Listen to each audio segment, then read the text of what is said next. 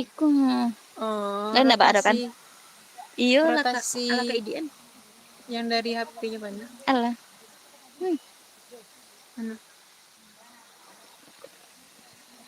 Kok rotasi mah? Tidak, bisa dah. 5 penuh tapi Iko kan lagi berjalan nak, apa dia salah? Kalau lagi apa? Enggak, soalnya kurang lancar aja deh. Kak Gikun tilu. Kan.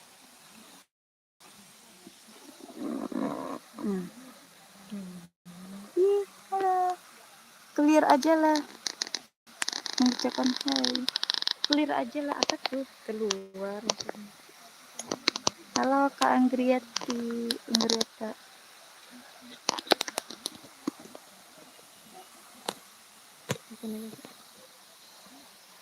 Tidak melapak semuanya dong. Dan aku pulang ke punggungnya. Di sudut situ sih. Jauh banget.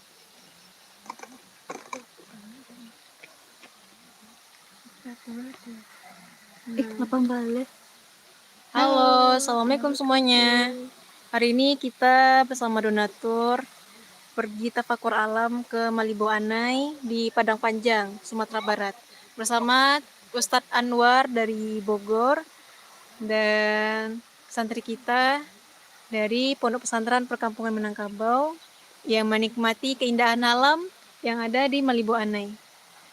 Nah, jadi ini suasananya sedang makan bersama ibu-ibu donatur kita dan menikmati indahnya alam yang ada di Malibu Anai, Padang Panjang.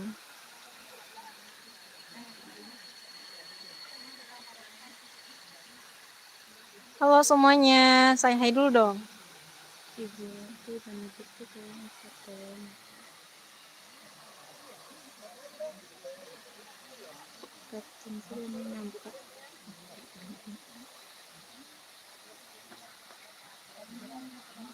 Biasanya.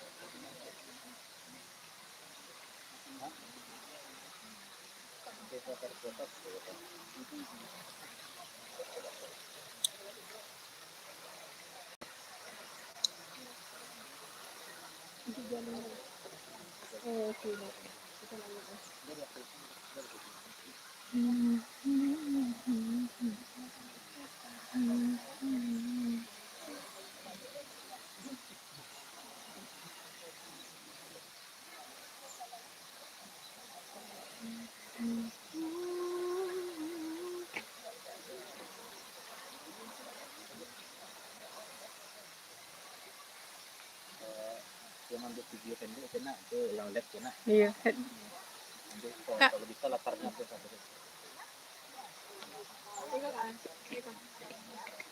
Ini kan ambil video, jadi kan agak live juga kok mancar-mancar sana kan depan ibu itu ngaji gitu. Jadi ikut gitu kan gitu.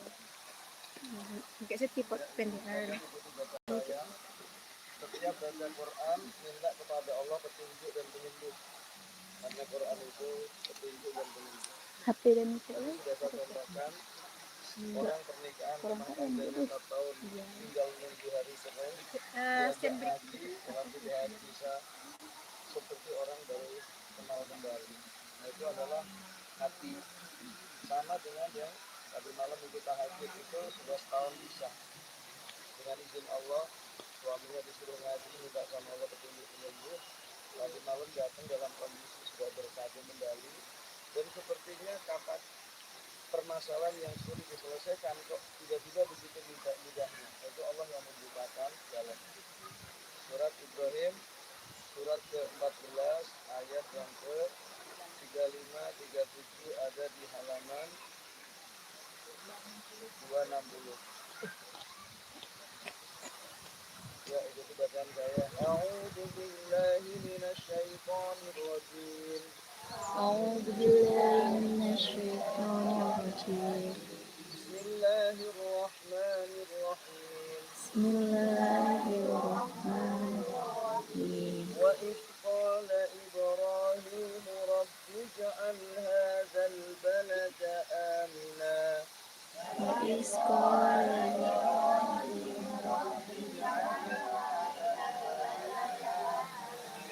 واجنبني وبني أن نعبد الأصنام وجنبنا بني أصنام رب إنهن أضللن كثيرا من الناس رب إنه نوسنك فيسهلنا ومن تبعني فإنه مني فمن تبعني فإنه مني ومن عصاني فإنك غفور رحيم فمن بغاني وغفور ربنا إني أسكنت من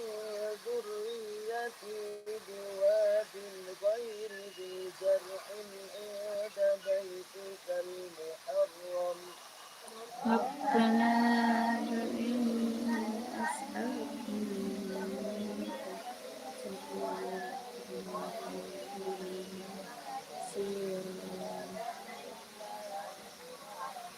ربنا ليقيموا الصلاة ربنا ليقيموا الصلاة فاجعل أفئدة من الناس تهوي إليهم فأنت من أصحاب الكهف وارزقهم من الثمرات لعلهم يشكرون واشكر أمتي لتصحبك ويوم صدق الله العظيم صدق الله العظيم Baca terjemahnya ada enggak? Baca terjemah. Jangan jangan teriak. Biarin musik dengar. Dengar gak Pak? Enggak, kurang dengar. Latihan Bu. Mari aku baca Pak. Wah. Bahasa Indonesia bersatu. Ya Pak? Tapi siapa? Boleh Ustaz? Hah? Boleh. Boleh. Keraskan. Yang keras. Aku berlindung kepada Allah, Tuhan semesta Ibu dengar alam. nggak? Dengar dari godaan setan yang Sini benernya. Yang kencang.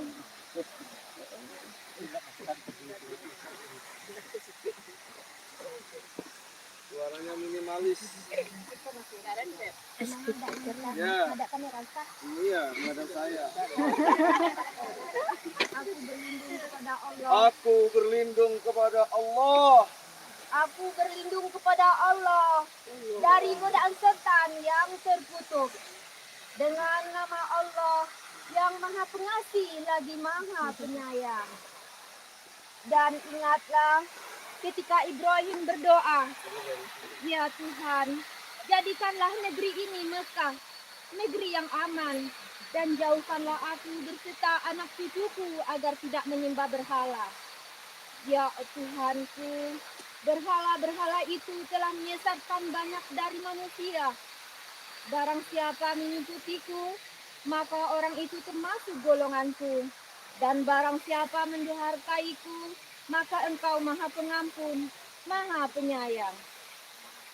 Ya Allah, sesungguhnya aku telah menempatkan sebagian keturunanku di lembah yang tidak mempunyai tanam-tanaman, di dekat rumah engkau Baitullah yang dihormati.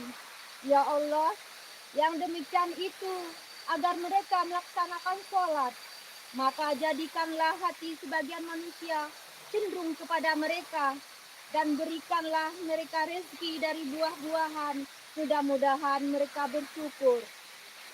Maha benar Allah dengan segala firman-Nya.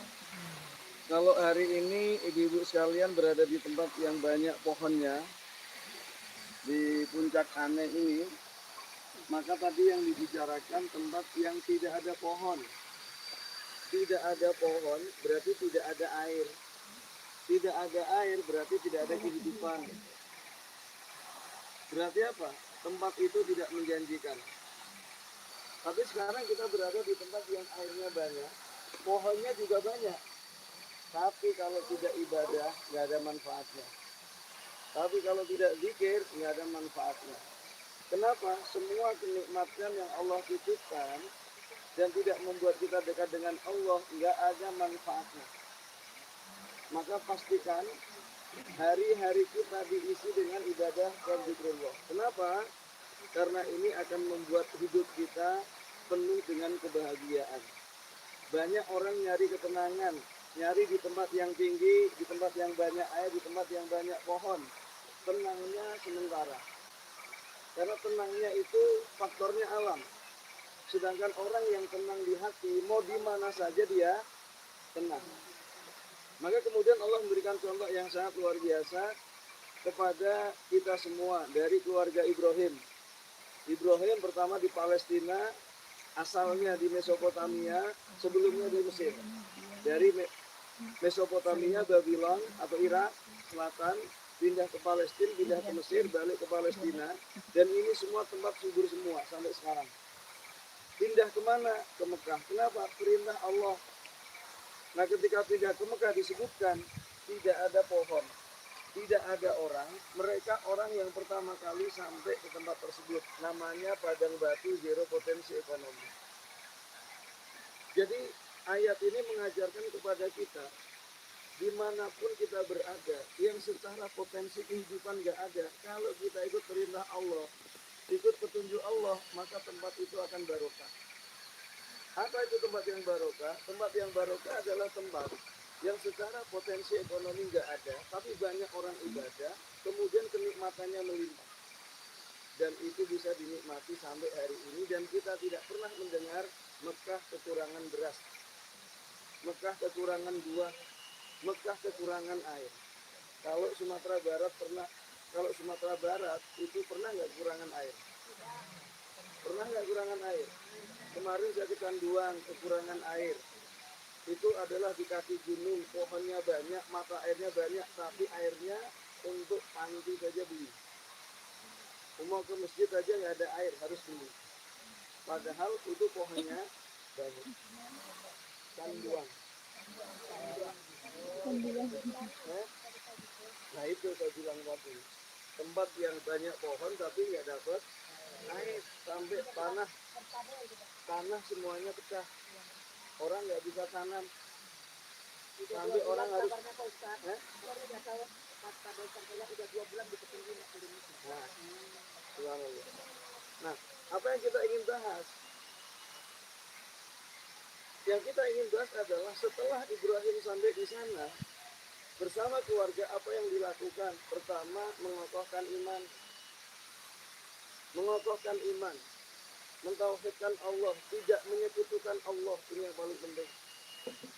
Kenapa? Dengan tidak menyekutukan Allah, maka ibadah kita diterima oleh Allah. Ini fondasi kehidupan kita. Jadi kalau ibu-ibu semuanya ingin memperbaiki keluarga, anak, mantu, cucu, bukan dengan cara disekolahkan setinggi-tingginya, dikuliahkan setinggi-tingginya, bukan, tapi diperbaiki keimanannya. Dengan keimanan ini mau sekolah setinggi apapun akan bermanfaat, akan memberikan dampak yang baik. Subhanallah. Kemudian apa? Diajak untuk memperhatikan apa saja yang bisa menjadi sebab orang menyekutukan Allah. Di antaranya adalah menyembah berhala. Berhala itu apa? Segala sesuatu yang membuat orang sibuk melebihi sibuknya kepada Allah. Bisa nyata, bisa tidak nyata, bisa materi. Ya, Rasulullah dulu mengatakan, "Ta'isa abdul dinari wa dirhami wal qatifah." Celaka orang yang menyembah emas, perak, dan qatifah. Qatifah itu baju-baju lembut yang dibeli mahal tapi nggak dipakai, disimpan. Beli lagi, disimpan. Jadi rumahnya itu penuh dengan baju tapi nggak dipakai. Harganya mahal, nggak dipakai, sedangkan banyak orang yang memerlukan baju. Akhirnya mubazir. Mubazir itu, Bu, sama dengan memelihara setan. Innal mubazirina kanu ikhwanas mayatin. Sehingga nanti ketika ibu pulang dari sini, masuk rumah, liatin apa yang nggak bermanfaat di rumah. Padahal kalau dikasih orang, bermanfaat. Karena jangan sampai nanti ibu terlindung dari setan, tapi setannya dipelihara. Ya kan, pernah ada murid saya di Jakarta punya kolam renang, katanya, "Bu, ibu renang seminggu berapa kali?" Allah nggak pernah renang dia. Saya bilang kasih ikan lele. Sebab kalau ada ikan lele, ikannya bisa dimakan. Tapi kalau sekarang nggak dipakai, pemeliharaannya juga mahal. Akhirnya ibu-ibu setiap hari renang bolak-balik 160 kali sehari. Karena apa? Kalau enggak, resikonya harus dikasih ikan lele. Ya, ternyata dia nggak mau dikasihkan lele. Karena nanti itu mubazir, bukan hanya dihisap. Di dunianya saja sudah seperti menemani setan. Padahal dia selalu berlindung kepada Allah dari godaan setan. Tapi setannya dipelihara. Apa saja kan, bisa kolam renang, bisa pakaian, bisa barang, bisa macam-macam yang nggak bermanfaat. Kalau dikasih orang padahal bermanfaat. Jadi nanti pulang sampai rumah langsung lakukan cuci rumah. Bukan di gudang. Iya Pak, di rumah. Segala sesuatu yang tidak bermanfaat untuk kita keluarkan mungkin bermanfaat untuk orang lain. Ya. Pertama, iman. Kemudian yang kedua adalah Rabbana inni askantu min dzurriyyati biwadin ghairi dzi zar'in inda baitikal muharram. Ya Allah, aku akan menempatkan sebagian turunanku di lembah yang tidak ada pohon. Zero potensi ekonomi. Coba faktor untuk makan nggak ada, minum nggak ada. Apa yang dilakukan? Ternyata setelah imannya benar, itu memperbaiki sholat, menegakkan sholat. Dengan menegakkan sholat ini, koneksi dengan Allah langsung, pemilik alam semesta, yang Allah bisa adakan air kapan saja, yang Allah bisa berikan makanan kapan saja. Makanya Maryam di dalam masjid nggak pernah keluar, makanannya selalu melimpah. Kemudian siapa lagi? Nabi Isa, anaknya Maryam. Subhanallah, minta anzil alaina ma'idatan minas sama, turunkan untuk kami hidangan dari langit, langsung Allah turunkan. Maka Ibrahim pun minta kepada Allah, Rabbana limuqimus shalah. Hendaknya mereka menegakkan sholat. Sholat amal pertama yang akan dihisab. Kalau sholat diterima, maka seluruh amalan kita diterima. Ketika sholat ditolak, maka semua amalan kita ditolak. Maka perbaiki sholat. Sholat anak, sholat mandu, sholat tidur, sholat keluarga. Ibu-ibu yang tidak mengaji ilmunya bawa keluarga. Jangan hanya kumpul dengan teman terus, tidak kumpul ngaji bersama keluarga. Kumpulkan mereka. Sebab nanti kalau kumpul sama teman bisa, nggak bisa kumpul sama keluarga, terus nanti bagaimana di akhirat? Akhirnya berpisah. Perpisahan di dunia tidak menyenangkan, menyedihkan. Bagaimana perpisahan karena perpisahan di akhirat itu selamanya. Padahal di dunia yang sebentar saja orang bisa tersiksa. Setelah sholat apa? Faja'al afidatan minan nas tahwi ilaihim, yaitu berakhlak mulia. Gimana caranya? Ajak orang sebanyak-banyaknya untuk dekat dengan Allah. Tadi punya urutan. Yang pertama adalah keluarga, kemudian kerabat, kemudian teman dekat, terus sampai menjauh. Jadi setiap hari hitung keluarga saya berapa banyak yang sudah diajak mendekat kepada Allah hari ini. Ya jangan cuma ngomong, ayo, jangan. Karena ngajak tidak hanya ayo. Ngajak itu ada yang dikasih uang, ada yang dikasih hadiah, ada yang diajak jalan-jalan, ada yang diomongin. Jadi cara ngajak tidak harus selalu jalan sampai nanti. Baru ngomong sekali tapi sudah kayaknya nggak mungkin diajak. Padahal hati manusia bisa banyak yang dari Allah yang punya hati. Maka ketika mengajak keluarga belum mampu, titipkan hati tersebut kepada Allah. Ya Allah, saya omongin belum bisa, saya titipkan hatinya kepada Engkau. Ya Allah, bukakan hatinya. Kalau ngomong nggak bisa, mungkin besok kirim hadiah, mungkin besok kirim apa. Sehingga apa? Muncul akhlak yang baik. Kemudian dilihat, diperhatikan, dirasakan. Hasilnya semakin luar biasa. Jadi akhlak yang terbaik adalah mengajak orang untuk dekat kepada Allah. Sehingga akhirnya orang itu selamat dari api. Nah kalau sudah tiga ini yang kita lakukan, pertama memperbaiki iman, yang kedua adalah memperbaiki sholat, yang ketiga memperbaiki akhlak dan muamalah. Ya, akhlak itu adalah perilaku, muamalah itu transaksi, transaksinya benar, halal, kemudian akhlaknya baik, ngajak orang kepada Allah. Maka dengan tiga ini kita punya modal untuk minta kepada Allah, berdoa. Maka kemudian Nabi Ibrahim berdoa, warzuqhum minas samarat, ya Allah anugerahkan kepada anak turunanku buah-buahan. Airnya nggak ada, pohonnya nggak ada, mintanya apa? Buah-buahan. Pertanyaannya Allah kabulkan atau tidak? Allah kabulkan. Dari sejak Nabi Ibrahim sampai hari ini, sampai hari kiamat, insya Allah Mekah tidak akan pernah kekurangan buah. Dan ibu kalau ke sana buahnya fresh atau buah lama? Fresh, masih tangkainya tuh seger-seger. Padahal negeri kita banyak pohon tapi banyak buahnya buah yang sudah lama layu. Padahal logikanya yang banyak pohon mestinya buahnya, tapi ternyata buahnya lama. Kenapa permintaannya buah-buahan? Karena buah-buahan itu makanan ahli surga. Kalau mau latihan jadi ahli surga makanannya buah. Kalau makanan gorengan gimana? Enggak apa-apa. Itu kalau dikasih kurma sama gorengan menang mana? Jadi orang Amerika, orang Eropa itu sudah go green, kita masih gorengan. Orang Amerika, Eropa go green, kita gorengan. Jadi mereka makannya pada buah-buah. Subhanallah. Makanya kalau kita menikmati buah luar biasa. Nah kemudian kenapa buah? Karena buah itu lambang kesejahteraan. Coba orang-orang hidupnya sejahtera rata-rata makan di rumahnya apa? Buah. Kalau belum sejahtera makanannya apa?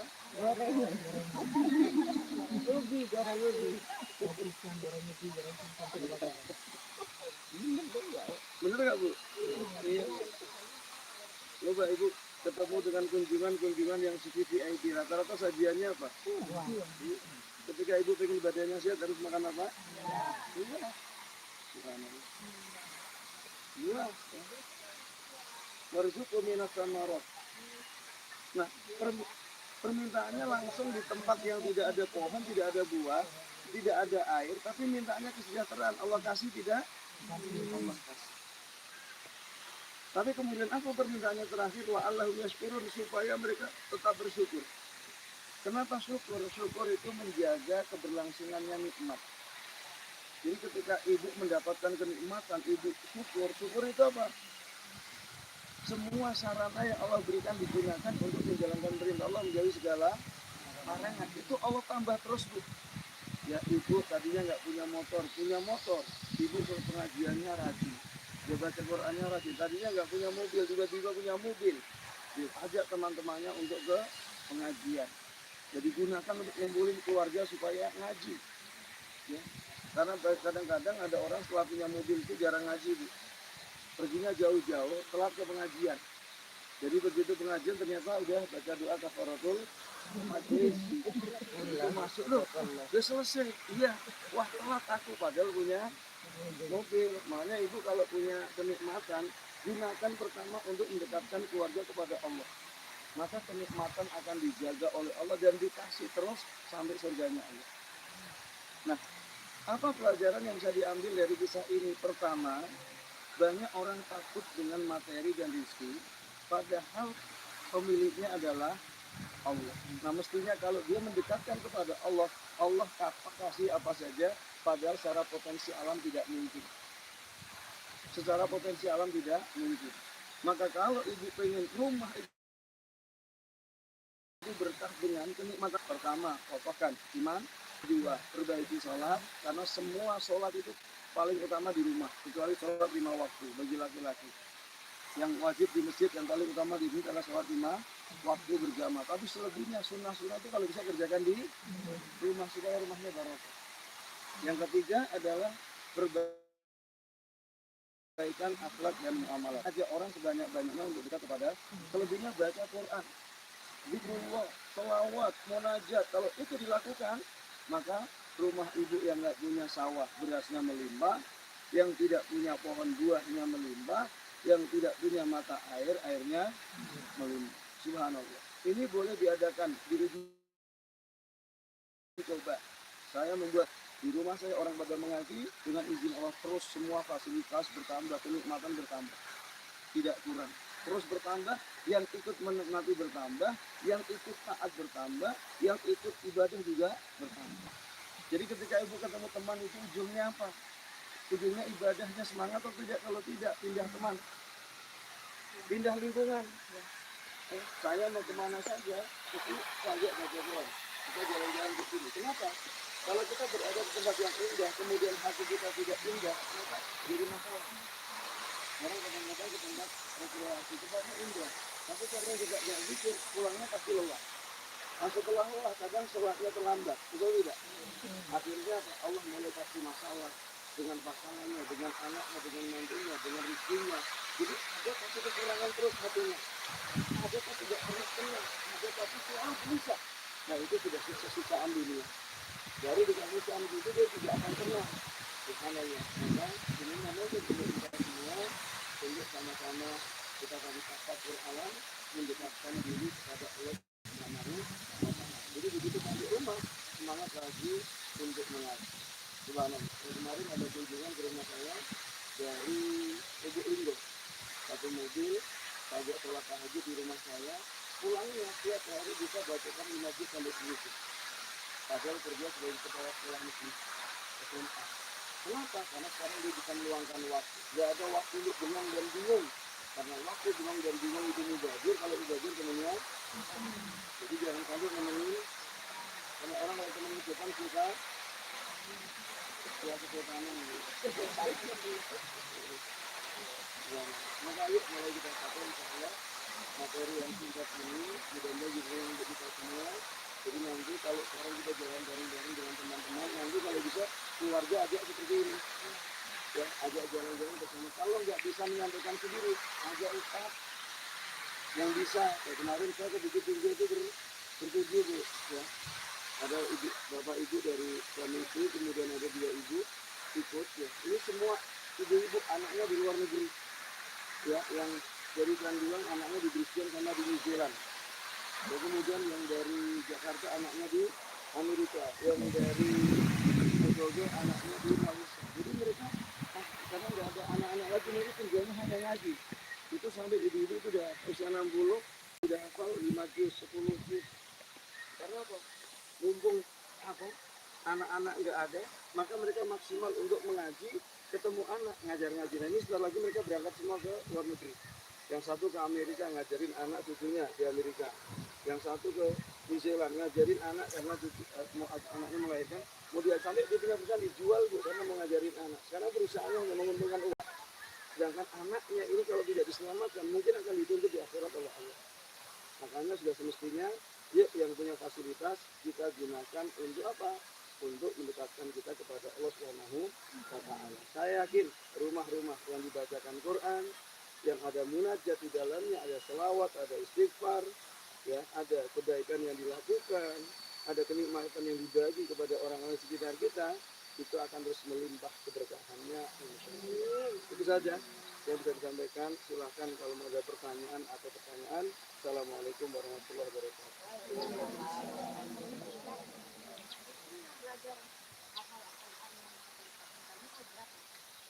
Umur berapa? 60 bu. Bisa bu. Yang kemarin murid saya sih 80 hafal 1 juz bu. Mu'alaf dari Cina bu. Kemarin kita kawat, kalian ketemu nggak? 80 tahun. Mu'alaf berarti baru masuk Islam. Sekarang udah hafal 1 juz. Juz 30 dari An-Naba sampai An. Ibu 75 berarti masih muda dibanding dia. Makanya kalau ibu pengen muda ketemu yang lebih tua. Dia nggak merasa tua. Karena kemarin beliau main tenis, ketemu saya 76, saya bimbing Quran sampai hafal. Nah kemudian ketika usia 78 dia main, dikira paling tua main tenis, dia tahunya lawannya 80. Yang jadi tua katanya. Ya, yang mana yang nanya ini? Lihat dua dulu ini. Bu, yang pertama yang harus diyakini Quran itu mukjizat, tidak mengenal tua dan muda. Ya, Quran itu apa? Mukjizat, tidak kenal tua dan muda. Satu. Nah, ibu usia berapa? 46 kok tua, ini ada 70. Saya juga malu bilang tua. Kata siapa? Makanya ada yang 75 nih ya. Jadi pertama Quran tadi tidak mengenal tua dan muda. Saya punya murid usia 58 tahun bu. Dia setahun 30 juz hafal. Tiap Senin dia setoran, ya, kemudian khusus setahun hafal, kemudian disimakkan, dia duduk dibacakan Quran 15 juz 2 kali, disimak 13 penghafal total. Jadi Quran itu yang penting ada pembimbing. Ada setiap hari dibimbing terus gitu kan. Nah subhanallah dia bisa dengan izin Allah ya. Itu yang usia 58 ya. Nah pertanyaannya bu, berapa kali? Jadi tergantung kemampuan kita. Jadi kalau misalnya ibu baca 100 kali hafal, berarti setiap hari berapa? Baca berapa? 100 kali. 100 kali itu bisa setiap bagi sholat 20 kali. Jadi dibagi waktu. Jadi enggak baca terus itu enggak. Dibagi waktu. Baca 20 kali, paling 20 menit atau 30 menit. 30 menit kali 5 berapa? 150 berapa jam? 2 jam setengahan lah. 2 jam setengah, 2 jam setengah itu kan kita masih punya dari 24 jam berapa? 21 setengah jam. Berarti masih punya banyak waktu. Nah subhanallah itu dengan izin Allah bisa. Tapi tadi yang penting ada pembimbing. Satu. Yang kedua adalah ada lingkungan. Jadi kalau ibu kalau mau hafalannya banyak, kumpulnya sama orang yang hafalannya banyak. Jangan sampai pengen ngapal banyak, kumpulnya sama yang nggak hafal Quran, kan jadi malas. Ya, oke. Satu lagi, Bu Nel. Ya, terima kasih Pak Ustaz. Ya. Kalau di dunia Ustaz, kita masuk ke dalam surga itu, Ya. satu keluarga satu generasi saja atau generasi satu? Semuanya Bu, yang Dari sama, kakek moyang kita. semua yang beriman masuk reuni. Kan Allah sebut apa? Ya dahulu nawaman salamin aba. Aba itu adalah bapak-bapak dari urutan atas. Wa azwajin pasangan, wa dzurriyyatin semua turunan sampai paling ujung. kalau mereka di frekuensi yang sama, di keimanan yang sama. Maka kalau ibu mewariskan kepada keluarga, wariskanlah keimanan. Gitu. Jangan nyanyian. Bu, jangan bengong. Yang diwariskan apa tadi? Bukan apa? Nyanyian dihafal sendiri orang.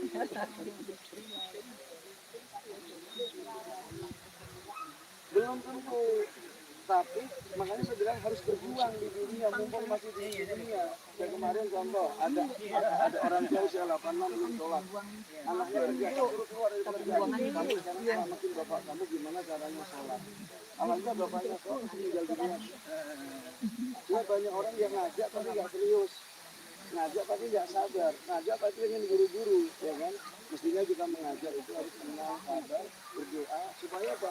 Allah memberikan pertolongan kepada kita. Cukup ibu-ibu, kita kembali ke bis. Kita tutup dengan doa terakhir. Subhanakallahumma wa bihamdika asyhadu an la ilaha illa anta astaghfiruka wa atubu ilaik. Assalamualaikum warahmatullahi wabarakatuh. Anda aku foto, Bu. Tanda siku ha.